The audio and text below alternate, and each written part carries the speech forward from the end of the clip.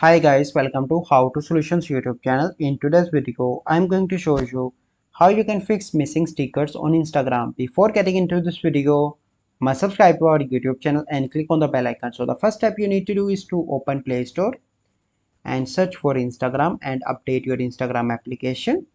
And then you need to go into the settings and go into the app management and click on app list. And here you need to search for Instagram like I am doing.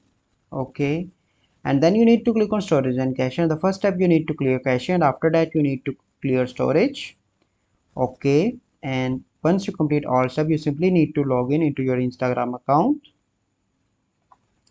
and take a picture or create a story. So let me create a story by swiping, and then you need to click on the third option on the from the top left, and here you can see all the stickers.